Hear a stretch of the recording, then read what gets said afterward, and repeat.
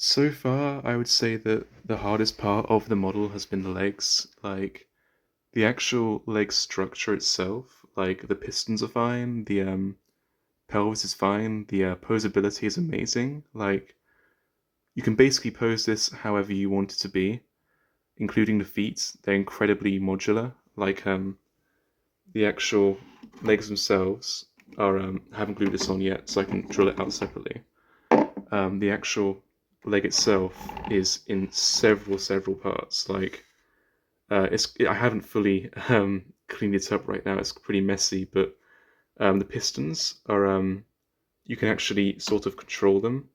It's hard to explain. Like, they're not fixed. You can actually, they're fully movable. So let's say it's not really a good angle, but let's say like this housing for the piston here. If I wanted this leg to be tilted backwards like this leg, um, quickly, I can actually change the piston's height and the trajectory so it can, still connect to the housing above, which is really cool, I think. It also, I don't hear many people say this, but when I was waiting for the first bit here, this first leg housing to dry onto the foot pad, I found that if you do the pistons first before the foot pad, the whole connection bit, right? Like, pose these leg joints, these like toe things, I don't know what you call them, but like pose them first, because that means that when you then apply the glue or the rod or both, right? These dried leg parts will actually hold it at the right angle, because otherwise it's an absolute nightmare to try and support this leg part whilst it's drying at an angle, because it just does not want to stay still because it's solid resin, so it weighs a ton. You can see, if I go a bit closer here, it's more obvious than I like it to be, because sadly I managed to make this one have a bit of a gap. If you look around here, there's a bit of a not fully flush. I still don't know if I want to redo this leg, because this leg's fine. This leg's totally flush. It's fine. I don't have any issues with it. There's no visible thread either. Well, there is, but it's like it's so you really would have to just go out of your way to find it. It's just between the grooves here. But even then, when I spray paint it, it'll be the same color anyway, so it's fine. But with this leg, the thread is pretty visible. I'm going to wait for the piston bit here to go on, because there's a piston connector that goes here, and I'm hoping that might obscure most of this, and especially the gap too. It could just look like it's leaning forwards, but I don't know if it would still be this far. Like, that's a good 3-4 millimeter gap alone, so I might try and flush this out a bit more. I can always reposition this leg entirely. But no, it's really good. But as I was saying, you want to make sure that you do the before you even begin to thread things right, pose it first, because once you start drilling, you can't undrill. So you want to make sure that you begin drilling when you know, I want this position of leg. And what I found helpful was, for the trajectories, that's going to be hard either way for me anyway. But for the position of the drill bit, what you do is you should pose it with like blue tack, or if you're not English, I don't know if it's different overseas, something that's not going to damage the resin or be too hard to remove, and come off cleanly, basically, right? But just hold it like this, right, as it is. Definitely do not start gluing these leg parts on until you know the pose, because once you've decided to put these at this angle or these at this pose, right, especially these pistons here connecting them to the toe, once you've done that, you can't then redo that without snapping everything apart. Thankfully, I managed to avoid that, but I know people who haven't, and it's been a nightmare. So you want to make sure that you leave the pistons, simply focus on this foot pad and this main joint here, and also this bit. What I did was I first connected the because this is two separate parts. This top bit and this bottom bit aren't the same piece, but I blue tied them together so they're one piece now, temporarily. And I also blue tacked it to this joint here, and then blue tacked that to the foot. And that way I could actually decide, okay, do I want it to be in this position? I can move it around, I can support it, I can decide, okay, do I want it to be this length, this length?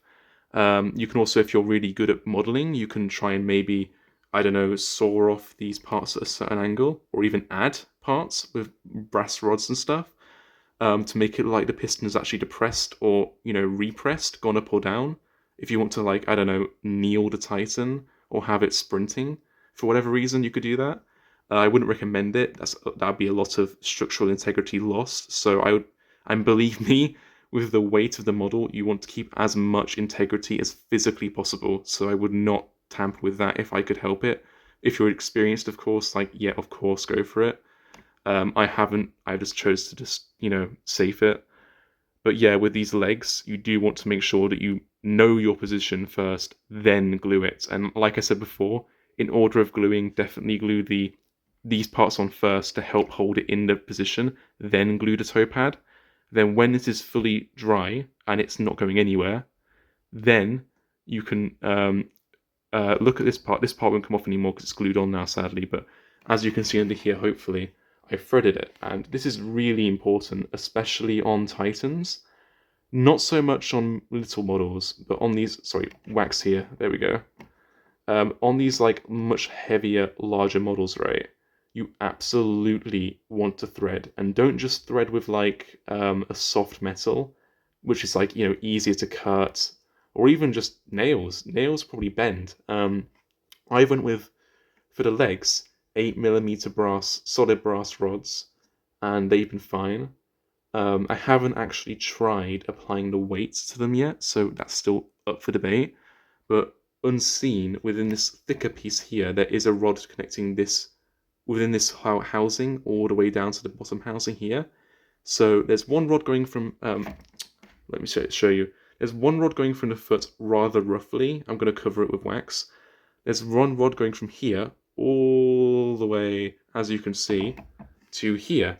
And that then goes into the knee, I guess, whatever you'd call this. Yeah, the knee.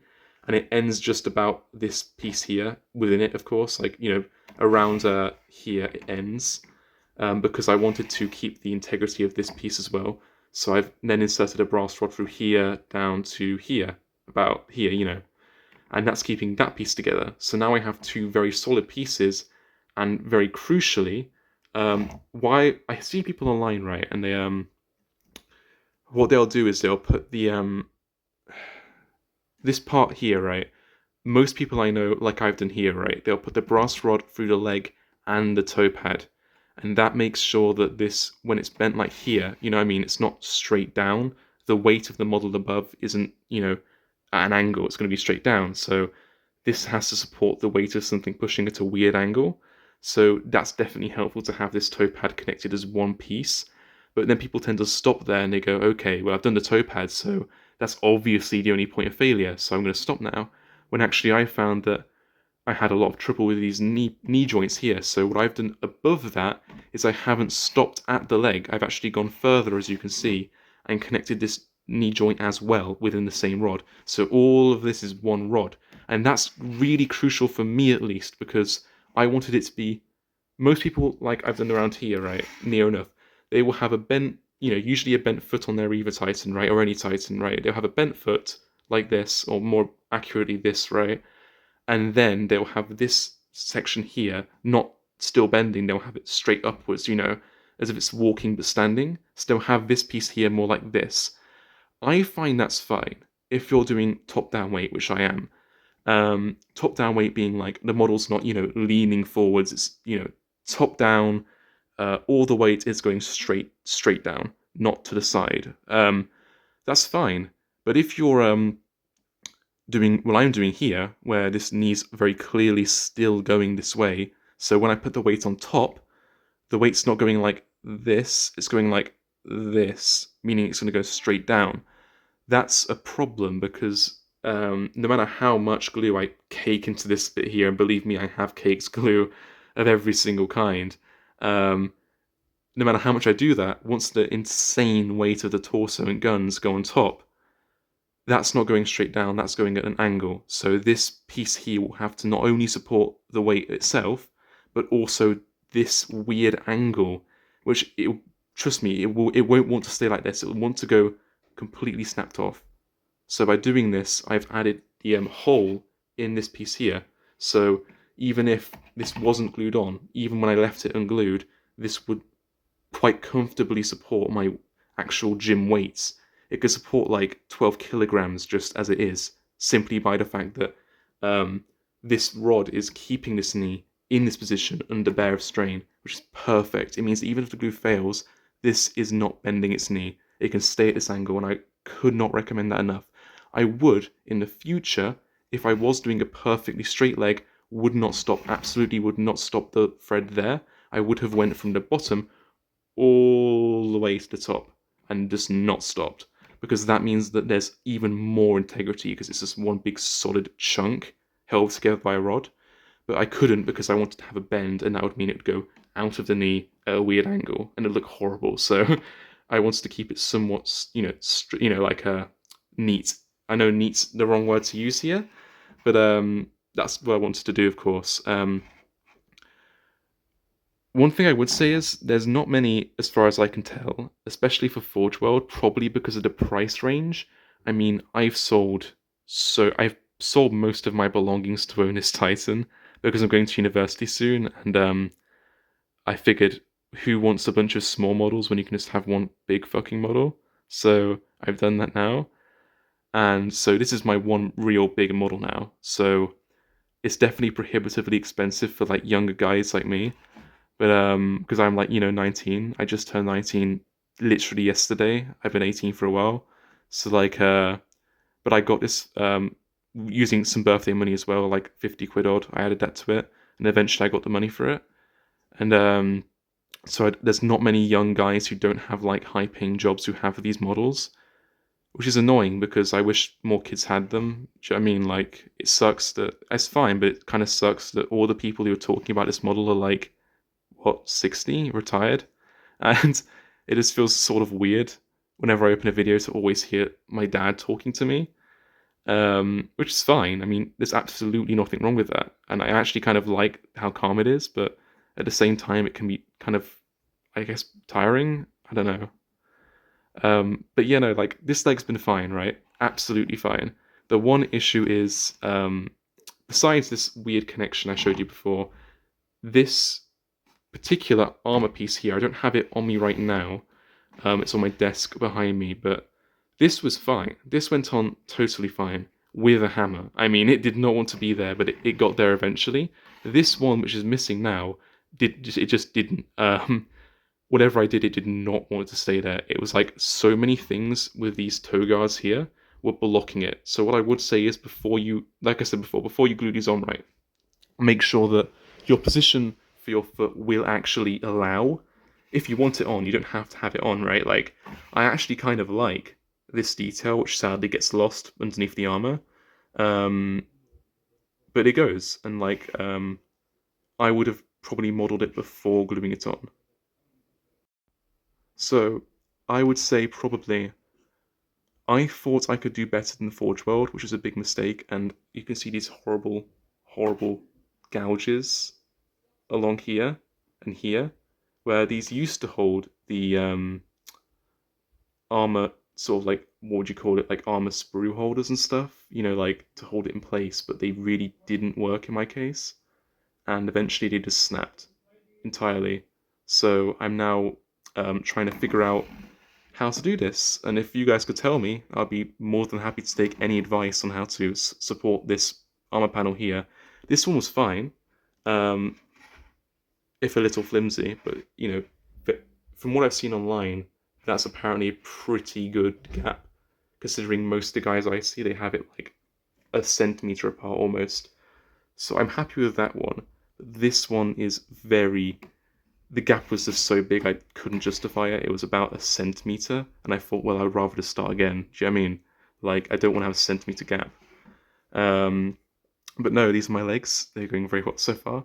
I'm planning on adding another thread from about here, starting here, going through here, through these pelvis bones, I guess, joints, through this piece here, through here, because there's a hole in it already when it comes out of the box, and then add it to the other side here, so that way it's one solid unit again, and it can support the weight going down even better. These toe guards are fine. Everything else is fine. Just for some reason, these legs are such a fucking nightmare with the panels, particularly. These are fine. I'll glue these back on. They're not broken.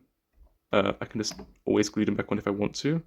But I had more pressing things to worry about with this gap and stuff. So um, yeah, please give me any advice if you have any, or if you need any advice, please ask me. That's the issues I've had working with this, and some of the upsides. One of the upsides I would say actually is well, there's a lot of detail. I got the Chaos version because I didn't like the. I have an Imperial army, and so you would think I'd get the Imperial Titan, but I didn't because it looked so hideous to me. And I love the Reaver. I think Goofy is fine. It's meant to be retro. I get that. You know, you're not looking for realism. You're looking for God Machines of War. But I felt it was just on that event horizon of goofiness where it became okay. Yeah, people are right. It kind of has a weird head, and like it does. It does have kind of a weird head, which is fine. But like, it's kind of goofy. Whereas the Chaos version at least looks like it's actually wants to fight. It's angry eyes, eyebrows almost.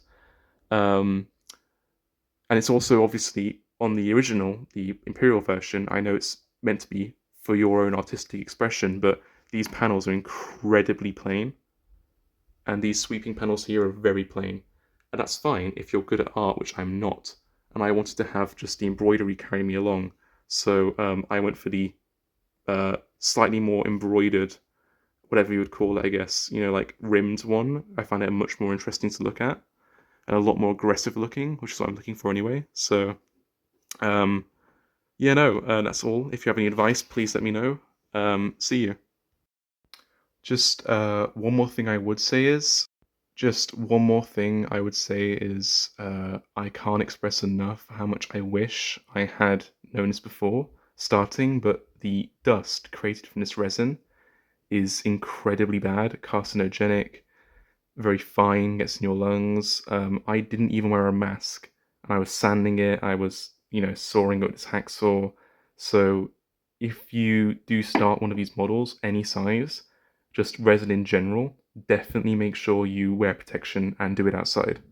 You do not want this dust in your lungs. But no, yeah, thank you.